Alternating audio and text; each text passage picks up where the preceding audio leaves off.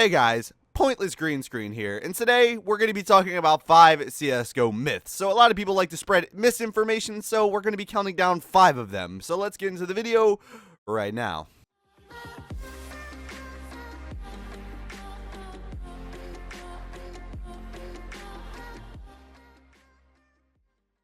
So I made a post on the CSGO subreddit the other day talking about common CSGO myths. If you want to see even more, I think the thread has over 700 comments now. I'll put a link to it down in the description down below. But coming in at number 5 on this list is looking towards the bomb makes you take less damage. And this one is absolutely 100% not true. And this is something that has been spread around CSGO for a while. It's something that I learned when I originally started playing the game. I always remember playing and hearing people say, turn around, look at the bomb, and you'll take less damage. But it's been proven that actually does not do anything, and apparently this started all the way back even before 1.6 in a previous version of Counter-Strike, where looking at the bomb, I believe it was a glitch, and it actually made it so that you could look at it would actually help you from not dying to the bomb. But this is something that has been proven false, but for some reason it's still spread around today, and something that we still hear about every now and then, and something that I'm sure a lot of newer players are actually still learning to this day, which is absolutely insane considering as it's a fucking myth. Honestly, when I read this one was a myth, I was honestly really shocked because I honestly thought this did something. It was just something that I kind of learned inherently, and I still do to this day, and I still think I do it out of instinct even after reading this was a myth. But a lot of you guys out there playing CSGO, you no longer need to look at the bomb. This has never been a thing in CSGO too, which is actually really interesting. So people have been saying this to do this in CSGO, and the game's been out 4 years now, but this has literally never been a thing in CSGO. It's only been a thing in previous Counter-Strikes. So I'm sure what happened is a lot of the veteran players who probably played other Counter-Strikes, they came on over to CSGO and they were like, okay, well, I'm sure the same thing applies, and they continued to tell people, and it just got spread further and further out, and now it's to the point where it just seems to be general knowledge, even though it is a fucking myth. So you're hearing it here first, possibly, that looking towards the bomb on CSGO does literally absolutely nothing for you, and you're kind of just wasting your time doing it. Number 4 on this list, and something that I hear a lot as well, and it's the fact that a lot of people who normally only play matchmaking, which makes this a little bit weirder, blame 64 tick for the reason that they missed. And this one is very frustrating because 64 tick is honestly an issue, but people take it a little bit out of context. A lot of people try to say 64 tick is the reason they're missing all their shots, and they try to realistically blame 64 tick for all the reasons that they're bad at the game, when in reality you probably just fucking suck. There's no doubt that 128 tick servers are better than 64 tick servers, but when you start blaming 64 tick servers for everything that you're doing wrong, then you're kind of getting a little bit ridiculous, and you're taking away from the argument that we need 128 tick servers, because the way Valve looks at it, and possibly even other players look at it, is you're pretty much just a whiny little bitch, so there's no real reason. You're just trying to find a reason to be excused and be bad at the game. The fact that a lot of these people only play matchmaking is also weird to me, because they don't normally play 128 tick, and they really probably don't even know the difference, which is really funny. Also, the fact of the matter is the guy on the other team managed to shoot you in the head, and guess what server he is playing on? Yes, you guessed it, the same exact server that you're playing on. So how is it that he was able to hit a headshot on 64 tick but you weren't? Because it's not like he's playing on 128 tick and you're playing on 64 tick. You're literally all playing on the same server. If I have an answer for you, the answer would be maybe he's just better than you. Maybe the person that shot you in the head is just better than you, and maybe you need to accept that, and you need to stop blaming 64 tick for all the reasons you missed or the reasons that you're not ranking up. Because to be completely honest, this one's a myth, and I honestly don't think 64 tick is normally the reason that a lot of people miss and a lot of people use this. Maybe possibly, maybe one time, maybe a few times it's happened, but the majority of the time you're blaming 64 tick, guys. It's not 64 tick. It's just the fact that you missed a shot, and it happens to all of us. We all miss shots. It's just part of the game, okay? Just got to deal with it. Number 3 on this list, and something that I have said is a myth, and I've been saying this is a myth for years.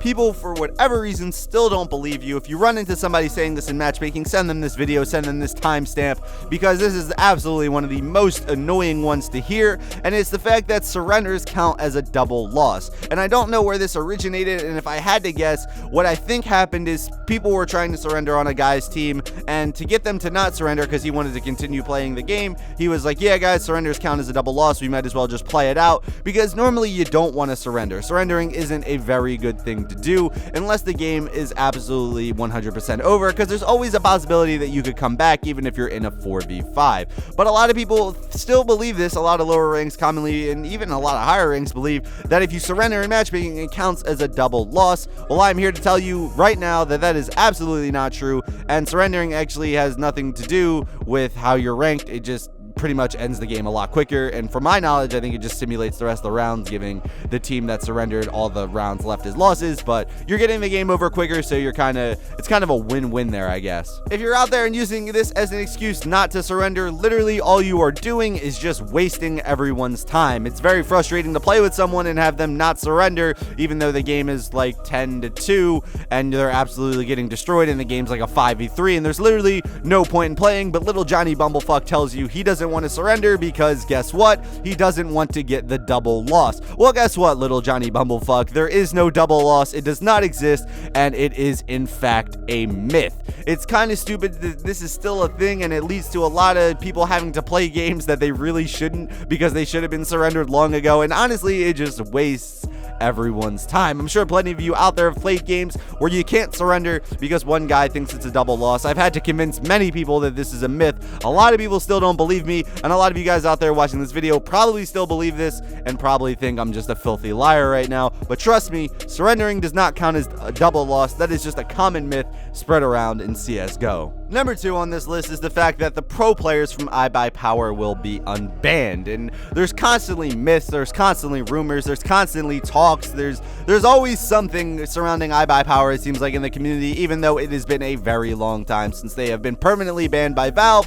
Valve has come out multiple times to say, yeah, we're not really trying to lift this ban, but it always seems like there's rumors, it always seems like there are myths, it always seems like, what about Swag? I understand Steel and Dazed are banned, but what about good old Swag? He was only 17, so he should get unbanned. But guys, you have to accept this. iBuyPower is not going to be unbanned. I don't think they're going to be unbanned. It seems like Valve has made it pretty clear that they don't want to unban them. It seems like a lot of the guys in the pro team, iBuyPower, it seems like a lot of them have moved on. A lot of them stream on Twitch. They make a lot of money doing that. I know Steel is focused on Overwatch right now. It seems like a lot of them have moved on, and it seems like they've kind of accepted this, but the fans, yes, the fans are the ones who cannot accept this. They threw a match. If you're unaware of the guys of iBuyPower, they were pretty much a pro team who ended up throwing a match, and the reason they threw the match was to get skins on this site, CSGO Lounge. There's a whole debacle around it, pretty much, but pretty much they threw for skins. So if you ever hear the joke, they threw for skins, it pretty much comes from iBuyPower and a lot of other pro teams who ended up throwing.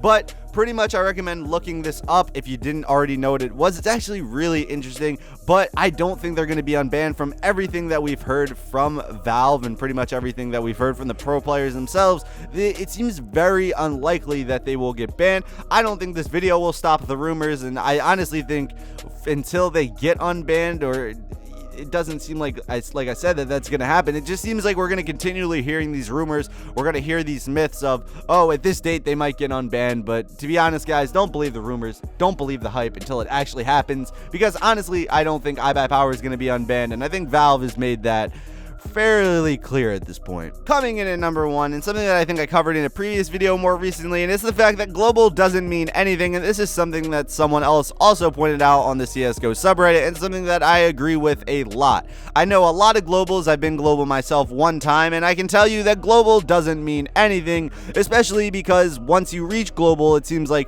there's a lot, and I mean a lot of difference between the globals. So there are a lot of higher end globals who are really fucking good at the game, and they're absolutely insane, and then there are the type of people who just got global. They're maybe not super good, they're definitely above average because they've reached global, but there's a lot of, just rank difference there in global, and it seems weird because with all the other ranks, it seems like normally people are all around the same skill level, but it seems like in global especially, there's a huge skill gap there. Also, just being global in general doesn't mean you're really good. It means you just played a lot normally, and it also means you might have gotten lucky with getting good teams and winning matches. I know a lot of players who are stuck between between LEM and Global, who are possibly better than Globals. It just so happens that they've gotten shitty teams, or they've just gotten really unlucky, or they've had a bad stretch of games. It doesn't mean that they're a worse player because their rank is lower. It just means that maybe they were a bit more unfortunate. People have this depiction of Globals like they're these gods, how they hit every single headshot, and how they are absolutely insane, and it's what everyone really strives to be when they first start off the game.